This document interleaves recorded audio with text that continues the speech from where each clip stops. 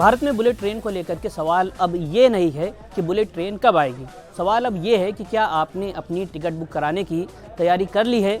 जी हाँ, ये हम नहीं कह रहे, बल्कि देश के रेल मंत्री अश्विनी वैष्णव ने खुद मुस्कुराते हुए ये बात कही है।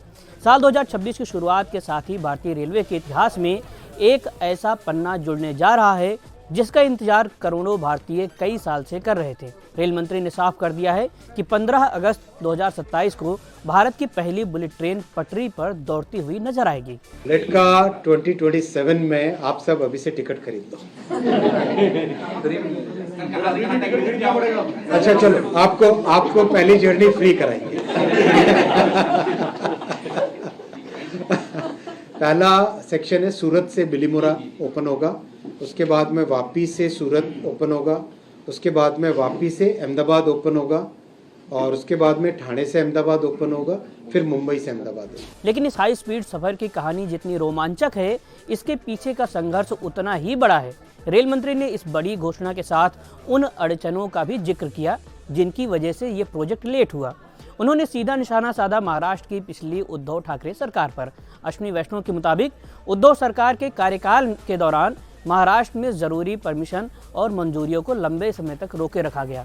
नतीजा ये हुआ कि जिस 508 किलोमीटर के रूट पर सिर्फ 2 डिपो की जरूरत थी, वहां अब देरी की वजह से हमें 3 डिपो बनाने पड़ रहे हैं। खैर, राजनीति अपनी जगह है, लेकिन अब ये प्रोजेक्ट सुपरफास्ट रफ्तार से आगे बढ़ रहा है।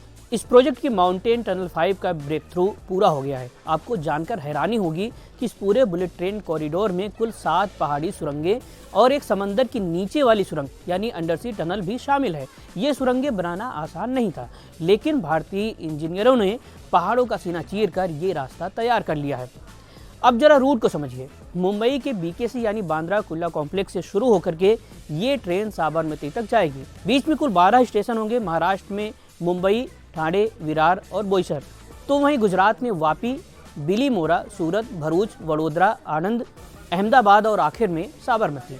रेल मंत्री ने साफ किया कि ये ट्रेन सिर्फ अमीरों के लिए नहीं, बल्कि भारत के मिडिल क्लास की सवारी होगी। ये आम आदमी के सफ़र को आसान बनाएगी, समय बचाएगी और देश के आर्थिक विकास को एक नई उड़ान देगी। हालांकि बुलेट ट्रेन के बारे में अक्सर लोग ये सोचते हैं कि ये सिर्फ तेज चलेगी, लेकिन इसके आंकड़े कुछ और ही कहानी बयां करते हैं। इस प्रोजेक्ट के कंस्ट्रक्शन फेज में ही करीब 1 लाख लोगों को सीधा रोजगार मिला है और जब ये ट्रेन 350 किलोमीटर प्रति घंटे की टॉप स्पीड से दौड़ेगी तो रोजगार के नए आईटी हब और फैक्ट्रियां स्टेशनों के आसपास विकसित होंगे। पर्यावरण के लिहाज से भी ये एक क्रांतिकारी कदम है। सड़क के मुकाबले इस ट्रेन के सफर करने पर करीब 95% कार्बन डाइऑक्साइड का उत्सर्जन कम होगा, यानी रफ्तार के साथ साथ हम अपनी धरती को भी बचाएंगे।